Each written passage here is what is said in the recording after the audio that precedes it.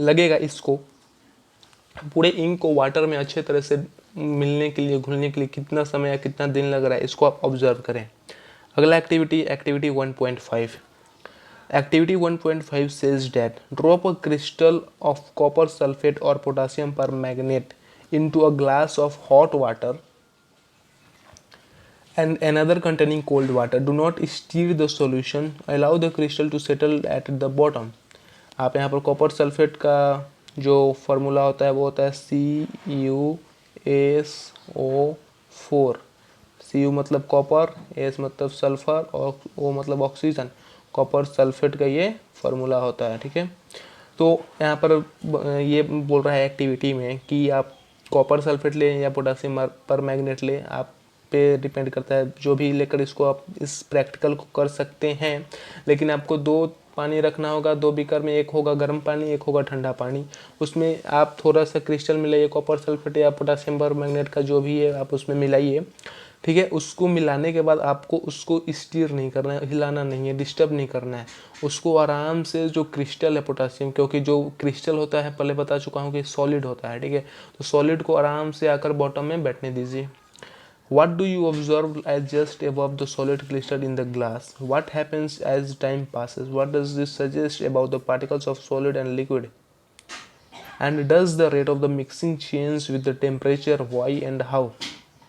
तो आप इसमें आपको जितने भी एक्टिविटी हैं ये खुद अगर आप करें तो ज़्यादा अच्छा होगा, इसको ऑब्जर्व करें तो ज़्यादा अच्छा होगा। जिस तरह के इसमें बोल रहा है कि आप गर्म पानी लीजिए, ठंडा पानी लीजिए, उसमें आप पोटासियम परमैंगनेट या कॉपर सल्फेट का जो क्रिस्टल है उसको डालिए। लेकिन आपको उसमें देखना होगा, दोनों में नोटिस करना होगा अच्छे से कि जो हॉट वाटर है, कोल्ड वाटर है, दोनों में क्या डिफरेंस आ रहा है जब हम इस क्रिस्टल को उसमें ऐड कर रहे हैं। मतलब उनके मिक्सिंग के रेट में किसी तरह का चेंज आ रहा है। अगर वो चेंज आ रहा है तो चेंज क्यों आ रहा है, मतलब अगर उसमें चेंज आ भी रहा है गर्म पानी में और ठंडा पानी में कुछ ना कुछ आपको अगर डिफरेंस दिख रहा है तो क्यों आ रहा है और कैसे आ रहा है, ठीक है। तो from the above 3 activities 1.3, 1.4 and 1.5 we can conclude the following. जो अभी हमने एक्टिविटीज़ किया 1.3, 1.4 और 1.5, उसमें से अगर हम कंक्लूजन निकालें, निष्कर्ष निकालें, तो ये है कि particles of matter are continuously moving. और अभी हमने क्या किया, एक्सपेरिमेंट किया, 3 प्रैक्टिकल किया। एक है कि आप इंसेंस स्टिक को बिना जलाए रखें और उसके बाद जलाकर वहाँ पर रखें। दूसरा ये है कि आप इंक को उसमें मिलाएं और हनी को मिलाएं। तीसरा एक्टिविटी ये था कि आप एक गर्म पानी लें, एक ठंडा पानी लें, दोनों में सेम ही क्रिस्टल को डालें और देखें कि किस में रेट ऑफ मिक्सिंग ज़्यादा है या कम है। तो 3 एक्टिविटी किया और तीनों का निष्कर्ष ये निकलता है कि जो पार्टिकल्स ऑफ मैटर हैं वो कंटिन्यू मूव करते रहते हैं। That is they possess what we call the kinetic energy। इसलिए उनके पास kinetic energy होता है। kinetic energy का मतलब क्या होता है, समझिए कि kinetic energy मतलब कि अगर बॉडी एक्सलरेशन में है, मतलब वो एक्सलरेट कर रहा है, अपना रेट चेंज कर रहा है, वो मोशन में है, तो जो मोशन में आने के लिए जिस एनर्जी को चाहिए वो होता है काइनेटिक एनर्जी। अगर बॉडी मोशन में है तो उसके पास काइनेटिक एनर्जी है। जैसे कि अगर बॉडी एक है, रेस्ट में एक बॉडी है, उस पर हम फोर्स लगाते हैं, तो जब फोर्स लगाते हैं तो वहाँ पर हमारा वर्क जा रहा है, तो वर्क के लिए हमें एनर्जी चाहिए, और जो हमारा एनर्जी है वो काइनेटिक एनर्जी में बदल जाता है। तो काइनेटिक एनर्जी भी है, वो भी ट्रांसफ़र हो सकता है। लेकिन जो हमें पता है कि जो हमारा इस यूनिवर्स में एनर्जी जो है कांस्टेंट है, और ना तो बढ़ता है ना तो घटता है, बस एक फॉर्म से दूसरे फॉर्म में ट्रांसफॉर्म होता है। तो वही जैसे कि फोर्स, वर्क, एनर्जी जो है ट्रांसफॉर्म हो जाता है काइनेटिक एनर्जी में। तो जिस भी बॉडी के पास मोशन है, जो भी बॉडी मूव कर रहा है, उसके पास जो है वो कौन सा एनर्जी है, वो काइनेटिक एनर्जी है। तो ये सब एक्टिविटी हमें ये बताता है कि मैटर के पार्टिकल्स के पास जो होते हैं, क्या होते हैं, काइनेटिक एनर्जी होते हैं। As the temperature increases particles move faster, so we can say that with the increase in temperature the kinetic energy of the particles also increase है। और जब टेम्परेचर बढ़ाया जाता है, मतलब टेम्परेचर कैसे बढ़ाएंगे, अगर उसको हम गर्म कर देंगे तो टेम्परेचर बढ़ जाएगा। तो जब टेम्परेचर बढ़ाया जाता है तो उसके अंदर का जो काइनेटिक एनर्जी और ज़्यादा बढ़ जाता है, जिसके कारण जो पार्टिकल्स होते हैं मैटर के और भी तेज़ मूव्स करने शुरू कर देते हैं। In the above 3 activities we observe that that the particles of matter intermix on their own with each other. They do so by getting into the space between the particles. This intermixing of the particles of two different types of matter on their own is called diffusion. इसमें इन तीन activity में हम एक और बात ये observe की कि जो मैटर के पार्टिकल्स होते हैं वो एक दूसरे में इंटरमिक्स होते हैं खुद से, मतलब कि अपने ही आप में इंटरमिक्स हो जाते हैं। जैसे कि एक सॉलिड क्रिस्टल जो है लिक्विड वाटर में पूरे अच्छे तरह से मिल जाता है। सॉलिड जो शुगर है या सॉलिड साल्ट है वो लिक्विड में जाकर अच्छे तरह से मिल जाता है। तो कहाँ जाता है वो, कहीं बॉटम में तो नहीं बैठता। मतलब कि जो हम सबसे पहला एक्टिविटी जो किया, अगर आप नहीं देखें तो जाकर लास्ट वाला वीडियो देख लीजिए। सबसे पहले एक्टिविटी जो किए थे उसमें ये था कि आपको शुगर या साल्ट आपको एक पानी में डिज़ोल्व करना है, उसको घोलना है और चेक करना है कि क्या वाटर लेवल बढ़ रहा है। मतलब पानी में जब इसको शुगर या साल्ट को आप जब डिज़ोल्व करोगे तो क्या वाटर लेवल बढ़ रहा है। तो ये आप उसमें था कि नहीं, वाटर लेवल नहीं बढ़ेगा, क्योंकि जो लिक्विड के पार्टिकल्स के बीच जो स्पेस है उसमें ये शुगर और साल्ट जो है या जो भी आप मिला है वो जाकर उसमें बैठ जाता है, तो उसी में मिल जाता है। ठीक है, अगर वो जाकर बॉटम में बैठ जाए तब तो उसका लेवल बढ़ेगा, लेकिन उसके बीच के जो पार्टिकल्स के बीच जो स्पेस है अगर उनमें जाकर मिल जाए तो वो उसका वाटर लेवल नहीं बढ़ेगा। ये सबसे पहला एक्टिविटी था हम लोग का। हाँ, तो यही बात बोल रहा है यहाँ पर कि जब हम डिज़ोल्व करते हैं, इंटरमिक्स करते हैं, तो एक दूसरे में जाकर वो मिल जाते हैं और वो उनके पार्टिकल्स के बीच जो स्पेस होता है उनमें जाकर वो मिल जाते हैं। और ये जो प्रोसेस होता है इंटरमिक्सिंग का, पार्टिकल्स अलग अलग मैटर के पार्टिकल्स का, अलग अलग मैटर, ध्यान रखिएगा, अलग अलग मैटर के पार्टिकल्स का एक दूसरे के साथ इंटरमिक्सिंग का जो प्रोसेस होता है उस प्रोसेस को हम क्या बोलते हैं, उस प्रोसेस को हम बोलते हैं डिफ्यूज़न। ठीक है, ध्यान रखिएगा, उस प्रोसेस को हम बोलते हैं डिफ्यूजन। ठीक है, चलो। We also observe that on heating the diffusion becomes faster। और हमने ये भी ऑब्जर्व किया है कि जैसे हम इसको गर्म करते हैं जो डिफ्यूज़न होता है और तेज़ होने लगता है। ठीक है, जैसे कि मतलब जब हम गर्म किए तो हमने वो हॉट वाटर और कोल्ड वाटर एक्टिविटी में ये समझा है कि जब गर्म जो पानी होता है उसमें मिक्सिंग का रेट ज़्यादा होता है, मतलब गर्म करने पर उसका काइनेटिक एनर्जी बढ़ता है, और जब काइनेटिक एनर्जी बढ़ता है तो जल्दी से जल्दी एक दूसरे के साथ मिक्स हो जाता है, और जल्दी एक दूसरे के साथ मिक्स हो जाने का मतलब ये है उसका जो डिफ्यूज़न का रेट हो बहुत ज़्यादा हो गया। तो कैसे हुआ, उसका टेम्परेचर इंक्रीज़ करने पर, और टेम्परेचर इंक्रीज़ कैसे किया जाता है, उसको गर्म करने पे। चलिए, वाई डज दिस हैपन, आप जो पढ़ें इससे आप जवाब दीजिए कि आखिर ये होता क्या है। Next topic, particles of matter attract each other. Matter के जो पार्टिकल्स हैं, यहाँ तक याद रखिएगा कि अभी हम लोग जो पढ़ रहे हैं वो सारे मैटर के पार्टिकल्स के कैरेक्टरिस्टिक्स पढ़ रहे हैं। ठीक है, तो ये कैरेक्टरिस्टिक्स एक हम लोग पढ़ लिए कि जो मैटर के जो पार्टिकल्स होता है उनके बीच में स्पेस होता है। दूसरा कैरेक्टरिस्टिक्स ये है कि उनका जो पार्टिकल्स है वो हमेशा मूव करते रहता है। तीसरा कैरेक्टरिस्टिक्स ये है कि जो मैटर के पार्टिकल्स होते हैं एक दूसरे को अट्रैक्ट करते हैं, उन दोनों के बीच अट्रैक्शन फोर्स लगता है, पार्टिकल्स के बीच अट्रैक्शन फोर्स लगता है।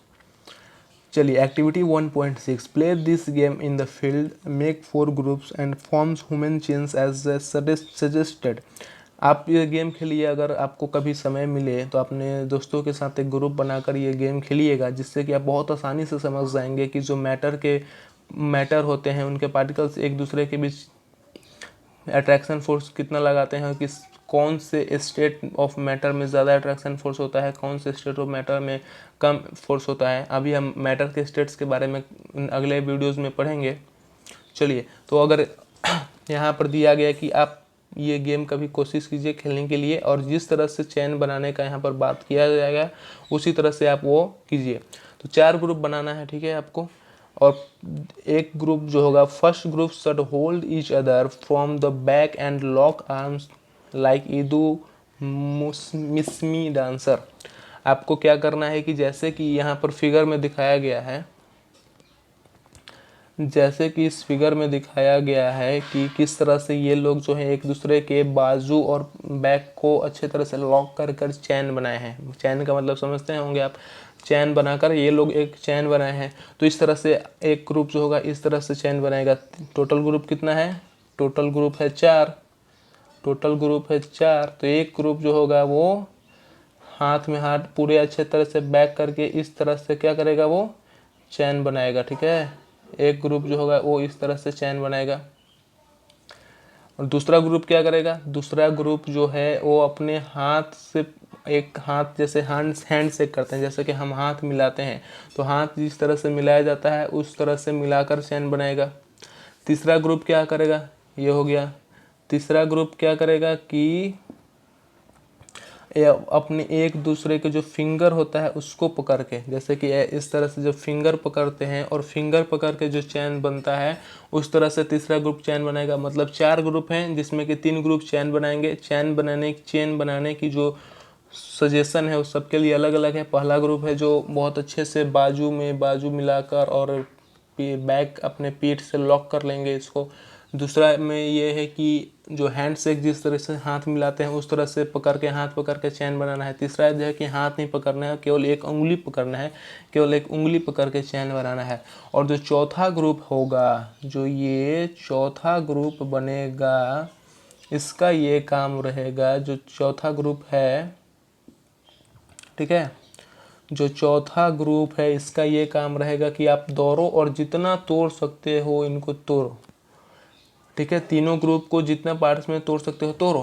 तो अब जब तोड़ने के बाद जब हम आप उनसे ऑब्जर्वेशन पूछेंगे उनका कि क्या ऑब्जर्व किए, आप किस ग्रुप को तोड़ने में आपको ज़्यादा समय लगा, ज़्यादा परेशानी हुई, तो उनका आंसर ऑफ कोर्स क्या होगा, जो ग्रुप इस तरह का चैन बनाकर जो ग्रुप खड़ा है उसको तोड़ने में ज़्यादा समय लगेगा।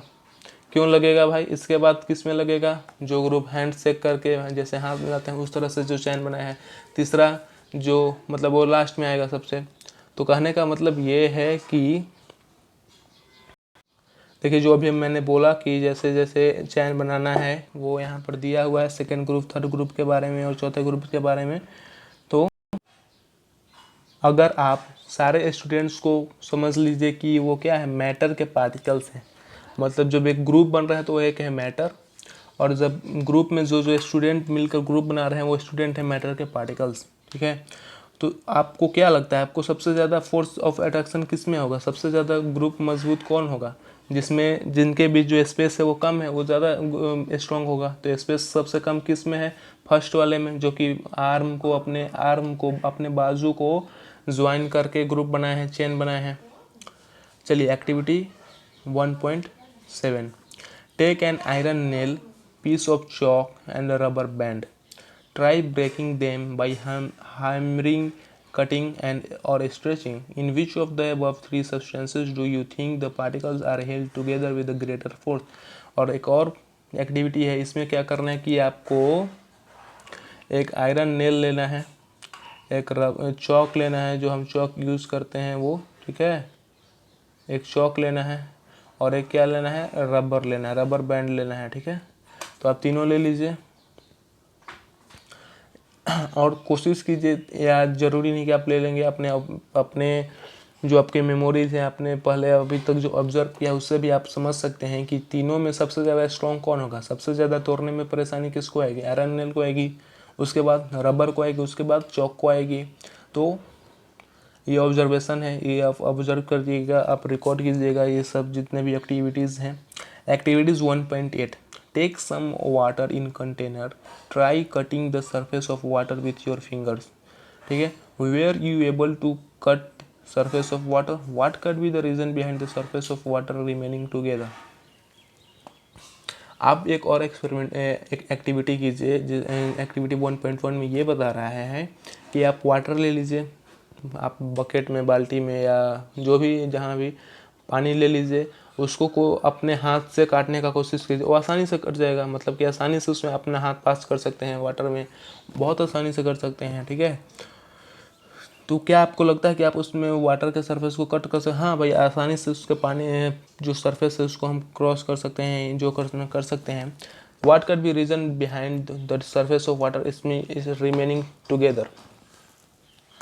तो अगर उसके बाद भी जब उसमें हाथ चलाएं या जो भी हम उसको इस तरह से जैसे कट करना होता है ऐसे किए नॉर्मली, तो क्या रीज़न होता है कि फिर से वो उसी पोजीशन में आ जाता है वाटर। तो ये सब जो अभी चल रहा है जो है force of attraction between the particles of matter है। मैटर के पार्टिकल्स के बीच जो फोर्स ऑफ अट्रैक्शन है, सब जो डिस्कशन चल रहा है, जितना एक्टिविटी चल रहा है, सबका कंक्लूजन वही आने वाला है, ठीक है। तो सब एक्टिविटी को आप ऑब्जर्व कीजिए, रिकॉर्ड कीजिए। वो करने के बाद जो तीनों एक्टिविटी है 1.6, 1.7 और 1.8 suggest that the particles of matter have force acting between them. और ये जैसे अभी मैंने बताया, जो भी एक्टिविटी आपने किया, इसमें यही हमको समझ आ रहा है, कंक्लूजन आ रहा है कि जो मैटर के पार्टिकल्स होते हैं उनके बीच एक फोर्स ऑफ अट्रैक्शन होता है, एक फोर्स लगता है, अट्रैक्शन का फोर्स लगता है। किसी में बहुत ज़्यादा है, किसी में बहुत कम है, किसी में और कम है, ठीक है।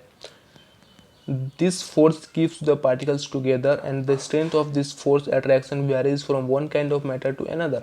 और ये जो फोर्स होता है एक दूसरे पार्टिकल्स को जोड़ कर रखता है और साथ रखता है। और ये जो फोर्स ऑफ अट्रैक्शन है वो डिफर करता है मैटर अलग अलग मैटर में अलग अलग फोर्स रहेगा, किसी में स्ट्रॉन्ग रहेगा, किसी में वीक रहेगा, किसी में बहुत ज़्यादा वीक रहेगा। चलिए अब हम क्वेश्चन करते हैं कुछ इसमें। फर्स्ट क्वेश्चन है which of the followings are matter. इसमें मैटर कौन कौन से हैं। चेयर क्या है, मैटर है कि नहीं है। चेयर है भाई, मैटर है, क्योंकि चेयर जो है वो स्पेस ऑक्यूपाई करता है, साथ में इसके पास मास भी है, तो चेयर क्या है, एक मैटर है। तो चलो चेयर मैटर हो गया, ठीक है, चेयर मैटर हो गया। जो मैटर होगा उसको ब्लू से टिक करेंगे, जो मैटर नहीं होगा उसको हम रेड से टिक करेंगे। तो अभी हम ब्लू सिलेक्ट कर लेते हैं।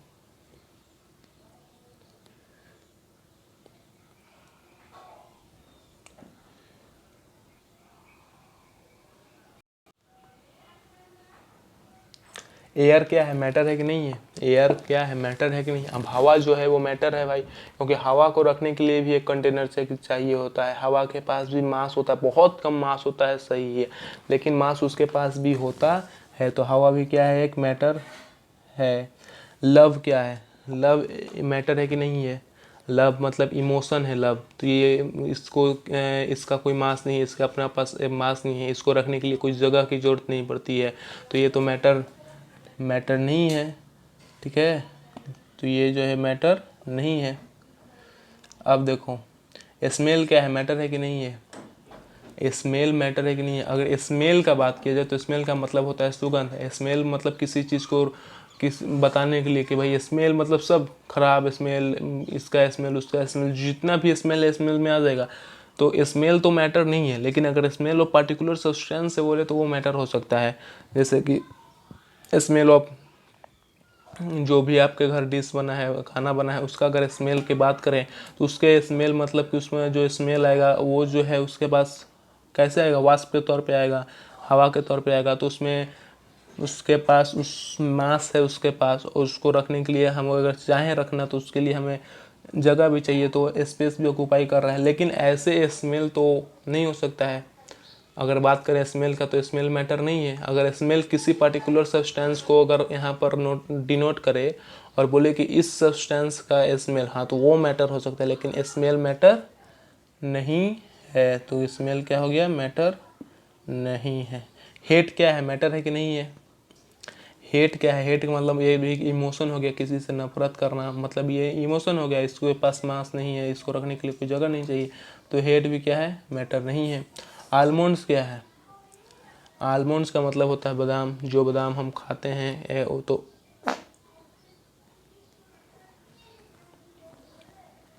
जो बादाम हम खाते हैं तो मतलब कि फ्रूट्स है, एक ड्राई फ्रूट्स है, तो उसके पास भी अपना मास है, उसको रखने के लिए स्पेस चाहिए, तो ये क्या है, मैटर है। चलो थॉट क्या है, थॉट मतलब होता है विचार। विचार अगर हम व्यक्त करना चाहते हैं तो विचार व्यक्त करना चाहते हैं तो इसके लिए हमको नहीं लगता है कि कोई स्पेस की ज़रूरत हो या किसी तरह का इसके पास मास है, तो ये क्या है, मैटर नहीं है। कोल्ड क्या है, कोल्ड क्या है, कोल्ड तो मैटर नहीं है। कोल्ड जो है केवल रिप्रेजेंट करता है एक टेम्परेचर, जिससे एक सीजन को रिप्रेजेंट करता है, या कोई चीज़ अगर ठंडा हो तो उसको रिप्रेजेंट करता है। तो जैसे लाइक स्मेल, अगर smell of this particular thing तो होगा मैटर। अगर स्मेल अगर केवल ऐसा बोला जाए तो स्मेल मैटर नहीं है। उसी तरह से अगर कोल्ड बोला जाए, जैसे कि कोल्ड आइसक्रीम, तो वो एक मैटर हो गया, क्योंकि आइसक्रीम जो ठंडा है वो एक मैटर है। लेकिन अगर ऐसे केवल कोल्ड बोला जाए तो वो मैटर नहीं है। लेमन क्या है, मैटर है या नहीं है? लेमन तो मैटर है भाई, इसके पास अपना स्मेल है, मास है, और ये स्पेस ऑक्यूपाई की भी करता है। वाटर क्या है, एकदम जरूर से मैटर है भाई, वाटर भी मैटर है। स्मेल ऑफ परफ्यूम, हाँ देखो अब यहाँ पर आया स्मेल ऑफ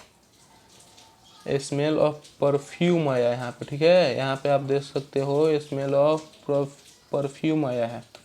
तो अगर ऐसे स्मेल की बात करें तो स्मेल जो है वो मैटर नहीं है। लेकिन अगर बोला जाए खास तौर पर कि परफ्यूम का स्मेल, मतलब परफ्यूम से जो हमारा स्मेल निकलता है तो किस तरह का, गैस के फॉर्म में निकलेगा, तो ये क्या है, वो मैटर है। तो इस तरह से अगर पर्टिकुलर डिनोट किया जाए तो वो मैटर है। चल नेक्स्ट क्वेश्चन है,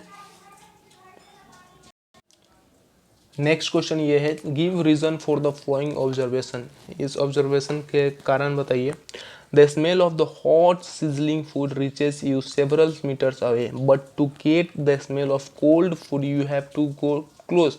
देखो भाई यहाँ पर ये क्वेश्चन पूछ रहा है कि अगर आप गरम गरम खाना जब बनता है तो बहुत दूर भी, मतलब कि बहुत दूर नहीं लेकिन कुछ दूरी पर भी आपको उसका स्मेल आ जाता है। लेकिन एक ठंडी आइसक्रीम रखी हो तो उसका स्मेल आपको नहीं आता है। या वही ठंडा जो गर्म था तो उसका स्मेल दूर तक आ रहा था, वही ठंडा वही खाना कुछ देर बाद जब ठंडा हो जाए तो उसका स्मेल हमें नहीं आता है। तो इसका कारण क्या है? तो इसका कारण भाई सिंपल सा है कि जब खाना गर्म है तो उसमें मतलब कि उसका जो काइनेटिक एनर्जी है वो ज़्यादा है, और जब उसके पास ज़्यादा काइनेटिक एनर्जी रहेगा तो उसके पार्टिकल्स जो होंगे, उस मैटर के पार्टिकल्स होंगे, वो ज़्यादा तेज़ मूव करेंगे, और जब वो ज़्यादा तेज़ मूव करेंगे तो वो ज़्यादा दूर तक वो फैल। चलो नया question, a diver is able, मतलब सबसे पहले तो आप समझ लो कि डाइवर का मतलब होता है, गोताकार, जो कि मतलब समुद्र में या नदी में जो तैरता है या अंदर जाकर मोती हीरे निकालता है, उसको हम बोलते हैं डाइवर। तो जो डाइवर होता है, diver is able to cut through water in a swimming pool, which property of the matter does this show. अभी हमने मैटर के कुछ प्रॉपर्टीज, कुछ कैरेक्टरिस्टिक्स के बारे में पढ़ा। तो जब डाइवर जो है मैटर वाटर में जाता है, पानी में जाता है, तो तैरते हुए उसको जाता है, तो वहाँ पर पानी को कट करते हुए जाता है, तो वहाँ पर मैटर का किस प्रॉपर्टी का, वहाँ पर अगर बोला जाए तो किस प्रॉपर्टी के कारण वो ऐसा हो रहा है। तो देखो प्रॉपर्टी तो ये है कि जो मैटर के पार्टिकल्स हैं उनके बीच स्पेस है। अगर मैटर के पार्टिकल्स के बीच स्पेस नहीं रहेगा तो डाइवर उसमें तैर नहीं सकेगा। अगर आपको बोला जाए कि आप मिट्टी दे दिया है और उस मिट्टी में तैरो, तो आप तैर सकेंगे? नहीं तैर सकेंगे, क्योंकि मिट्टी जो है वो एक, मतलब कि समझ लो मिट्टी हो गया या लोहा हो गया, वो सब सॉलिड है। तो जो सॉलिड है उनके पार्टिकल्स के बीच स्पेस जो बहुत कम होता है, ये सब जो है हम नेक्स्ट वीडियो में पढ़ेंगे, लेकिन बता देता हूँ जो सॉलिड के हैं उसके पार्टिकल्स के बीच में स्पेस जो होता है बहुत कम होता है। जो लिक्विड है उनके पार्टिकल्स के बीच में स्पेस जो होता है वो सॉलिड से थोड़ा ज़्यादा होता है। तो इसलिए वाटर के पार्टिकल्स के बीच में स्पेस है, तो इसलिए जो डाइवर होता है उसको कट करके वो तैरते रहता है। नेक्स्ट क्वेश्चन ये है कि what are the characteristics of particles of matter, या पार्टिकल्स ऑफ मैटर्स के कैरेक्टरिस्टिक्स क्या क्या हैं। तो ये आप तो आपने पढ़ा था, वहाँ पर आप अच्छे से इसका आंसर दे सकते हैं। अगर बता दूँ जैसे कि जो पहला तो ये कैरेक्टरिस्टिक्स है कि पार्टिकल्स ऑफ मैटर के होते हैं, उनके पार्टिकल्स के बीच जो होते हैं वो स्पेस होता है फर्स्ट। सेकंड कि जो मैटर के पार्टिकल्स होते हैं वो कंटिन्यूसली मूविंग करते हैं, कंटिन्यू मूव करते रहते हैं। चलो अगर वीडियो अच्छी लगे तो वीडियो को लाइक करें, शेयर करें और चैनल को सब्सक्राइब ज़रूर करने ला। नेक्स्ट पार्ट देखिएगा और चैनल को सब्सक्राइब ज़रूर कर लीजिएगा। Thank you.